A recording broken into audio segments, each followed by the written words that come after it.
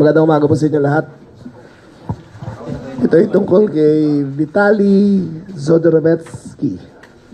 Noong 26 ng Marso 2025, dumating siya bilang turista sa mula Densapar via Cebu Pacific Flight 5J280.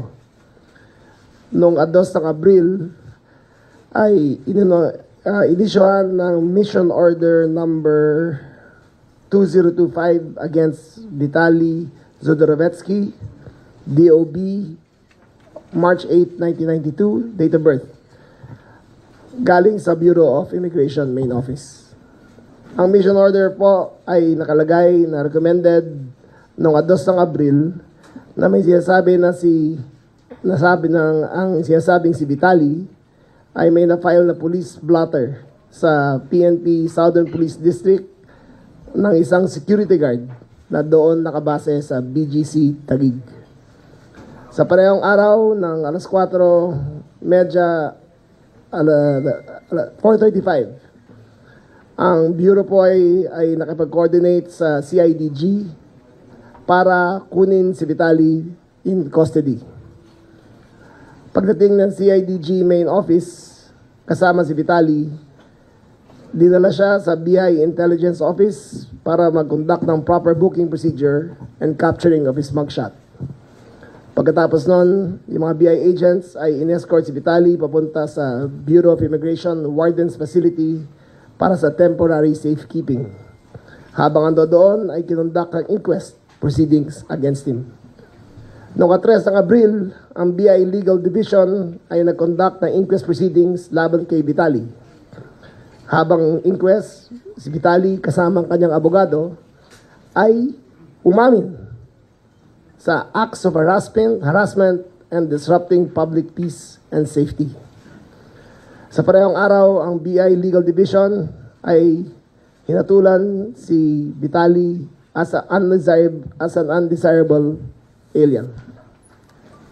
Ayon sa police blotter na tinalaga sa Fort Bonifacio Substation 1 noong Abril 1, security guard mapa stated na noong 31 ng Marso, Vitaly engaged in multiple disruptive and inappropriate acts, including attempting to kiss and grab him, trying to seize his service firearm, taking videos of him without consent, mocking other security guards, and vlogging without a permit in BGC.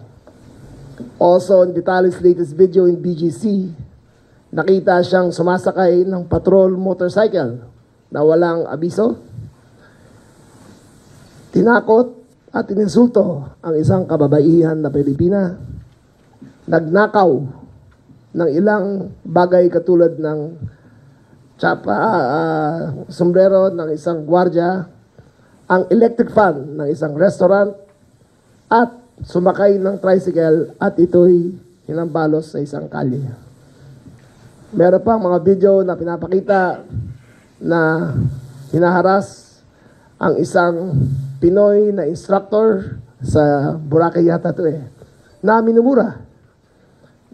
Meron siyang pasinaya na magsabi ng fake reviews against a local business at tumalon sa isang gumagalaw na jeepney na napakadelikado. Okay. Ito po ay importante sa amin dahil ang Pilipino po pag nabiyahe at napunta sa ibang bansa ay ginagalang ang kanilang batas. Ang Pilipino po bilang OFW ang most desired sa buong mundo. First one to be hired, last one to be fired. Ang Pilipino po, pag nabiyahe, ay bihirang-bihira kasuhan at ginagalang natin ang kanilang batas. Ngayon po, may dumating dito na isang Ruso na Amerikano na hinahamak ang ating pagkatao bilang Pilipino. Hinahamak ang ating mga batas. Pinapakita namin dito ngayon ng isang video na pinapakita kung ano ang ginawa ni Vitaly dito sa Pilipinas. Bago tayo magpatuloy, isasad ko rin. I'm going to stop it right here. Welcome back, guys. How you guys doing? I am Rob Rax TV. Glad to be back. It's been like 5 days or so, and I was just like, wow. I didn't want to do videos anymore. I just like I don't mind doing it. It's just I'm trying to get the word out as much as I possibly can about a lot of things. But one thing's for sure is the Philippines is one of the greatest places to go and the nicest people on earth. And then you got this jackass that makes a fool out of himself and every other vlogger that goes down to the Philippines, Thailand, all around this world. This guy, he's right now he's in deep shit with the Philippine government. In fact, they're throwing him into the damn jail down there. And if you know anything about the Philippine jail, it is way overcrowded. And there's like 2 gangs in there. And they're all Filipinos, I believe, the last time I've seen it. And this guy, I don't think he's going to fare too well in there. Not really sure if he's an American or not. But I know he's part Russian, but I don't know if he's American citizen or not. But anyhow, they're actually going to, instead of extraditing him to America, so I guess he is, they're going to keep him in the Philippines in their jail until he seeks justice through the court system. And if you know anything about the Filipino court system, is you're in jail for like 3 years before you even get to see a judge. So we'll see how this goes. If I hear anything else before 3 years, maybe I'll do another video. But word to the wise, as a vlogger, do not go to other countries and act a fool. And respect them and just get to know their culture. That's the key.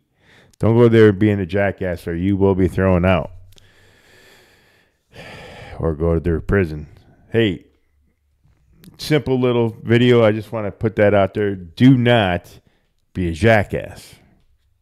Don't be a jackass. That's the story that I'm trying to convey. Don't go to another country and be a jackass. All right, guys. Just a controversial vlogger, Vitaly, getting arrested. Our countries are not messing around anymore, guys. You commit a crime, you better be ready to pay some time. I know Trump's not playing around, and I'm pretty sure he's just going to leave this guy right over there sitting because, he is a jackass. All right, guys. Thank you for sharing, subscribing, and we'll see you on the next episode. Peace out.